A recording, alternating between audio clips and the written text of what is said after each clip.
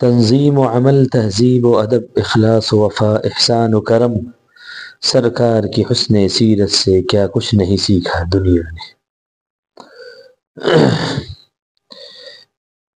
ولادت بسعادت کے بعد 3-4 روز تک نبی کریم صلی اللہ علیہ وسلم کی والدہ ماجدہ نے آپ کو دودھ پلایا۔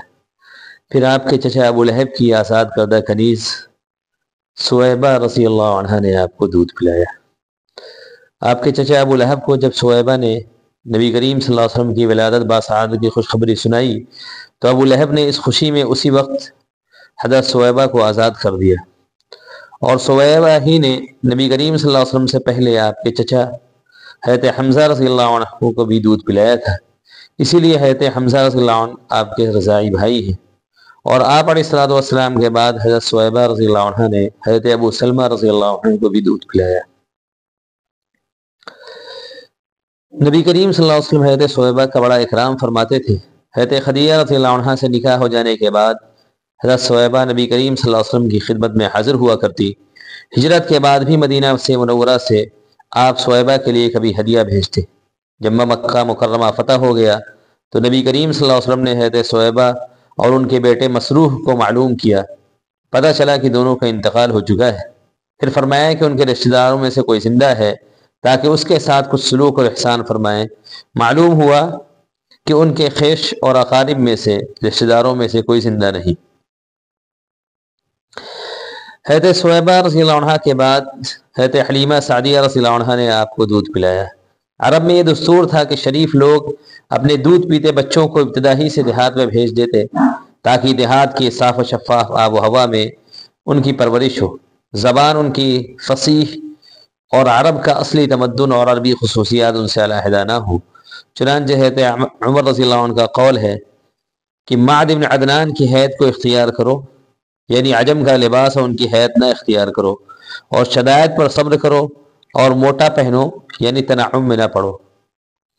حضرت ابوبکر صدیق رضی اللہ عنہ نے ایک مرتبہ نبی کریم صلی اللہ علیہ وسلم سے عرض کیا کہ یا رسول اللہ، آپ کی زبان نہایت فصیح ہے۔ نبی کریم صلی اللہ علیہ وسلم نے فرمایا کہ پہلے تو میں قریش میں سے ہوں اور پھر بنی سعد میں نے دودھ پیا ہے۔ اسی دستور کے مطابق ہر سال بنی سعد کی عورتیں دودھ پیتے بچوں کی تلاش میں مکہ آیا کرتی تھیں۔ حضرت حلیمہ فرماتی ہیں کہ میں اور بنی سعد کی عورتیں شیرخوار بچوں کی تلاش میں مکہ آئے۔ میرے ساتھ میرا شوہر اور میرا ایک دودھ پیتا بچہ تھا۔ سواری کے لیے ایک لاغر اور دبلی گدھی اور ایک اونٹنی جس کا یہ حال تھا کہ ایک قطرہ دودھ کا اس سے نہ نکلتا تھا کہ ہم بھوک کی وجہ سے رات بھر نہ سوتے۔ بچہ کا یہ حال تھا کہ پوری رات بھوک کی وجہ سے روتا اور بلبلاتا۔ میرے پستانوں میں اتنا دودھ نہ تھا کہ جس سے بچہ سیر ہو سکے۔ کوئی عورت ایسی نہ رہی کہ جس پر نبی کریم صلی اللہ علیہ وسلم پیش نہ کیے گئے ہوں، مگر جب یہ معلوم ہوتا ہے کہ آپ یتیم ہیں تو فوراً انکار کر دیتی کہ جس کے والد ہی نہیں اس سے مہربانہ ملنے کی کیا امید کی جائے۔ مگر یہ کسی کو معلوم نہ تھا کہ یہ یتیم نہیں بلکہ در یتیم ہے۔ یہی وہ مبارک بچہ ہے کہ جس کے ہاتھوں میں قیصر و کسریٰ کے خزانے کی کنجیاں رکھی جانے والی ہیں۔ دنیا میں اگرچہ اس کا کوئی اچھے سے حق الخدمت دینے والا نہیں ہے، مگر وہ رب العالمین جس کے ہاتھ میں تمام زمین و آسمان کے بے شمار خزانے ہیں، وہ اس یتیم کا والی و متولی ہے، اور اس کی پرورش اور تربیت کرنے والوں کو وہم و گمان سے زیادہ عطا کرنے والا ہے۔ چنانچہ سب عورتوں نے تو دودھ پیتے بچے لے لیے، صرف حضرت حلیمہ خالی رہ گئیں۔ جب روانگی کا وقت آیا تو حضرت حلیمہ کو خالی ہاتھ جانا اچھا نہ معلوم ہوا۔ یکایک حضرت حلیمہ رضی اللہ عنہ کے دل میں اس یتیم بچے کو لینے کا نہایت قوی داعیہ پیدا ہو گیا۔ حضرت حلیمہ نے اپنے شوہر سے کہا، خدا کی قسم میں ضرور اس یتیم کے پاس جاؤں گی اور ضرور اس کو لے کر آؤں گی۔ شوہر نے کہا کہ اگر تم ایسا کرو تو کوئی حرج نہیں، امید ہے کہ اللہ تعالیٰ اس کو ہمارے لیے خیر و برکت کا ذریعہ بنائے۔ برکت لغت میں خیر الہی کا نام ہے، یعنی اس خیر و بھلائی کا نام ہے کہ جو براہ راست اللہ کی طرف سے نازل ہو اور ظاہری اسباب کو اس میں دخل نہ ہو۔ حضرت حلیمہ اسی برکت کی امید پر نبی کریم صلی اللہ علیہ وسلم کو لے کر آئیں اور اللہ نے اسی امید کے مطابق ان پر برکتوں کا دروازہ کھول دیا۔ حضرت حلیمہ کہتی ہیں کہ اس مولود اس بچے کا گود میں لینا تھا کہ بستان بالکل دودھ سے بھر آئے۔ اتنا دودھ ہوا کہ نبی کریم صلی اللہ علیہ وسلم بھی سیراب ہو گئے اور آپ کے رضائی بھائی بھی سیراب ہو گئے۔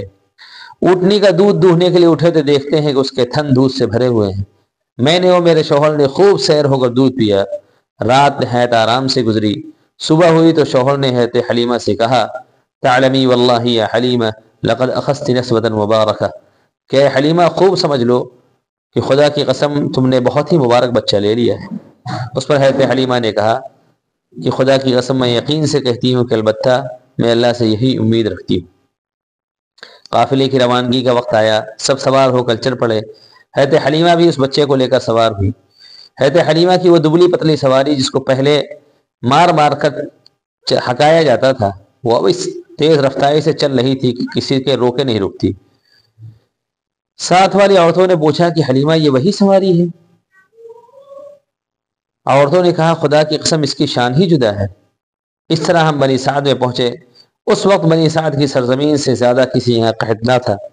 میری بکریاں جب شام کو چراگاہ سے واپس آتی تو دودھ سے بھری ہوتی اور دوسروں کی بکریاں بالکل بھوکی آتی، تھنوں میں ایک قطرہ دودھ کا نہ ہوتا۔ یہ دیکھ کر لوگوں نے اپنے چرواہوں سے کہا کہ تم بھی اسی یہاں چرایا کرو جہاں حضرت حلیمہ کی بکریاں چرتی ہیں۔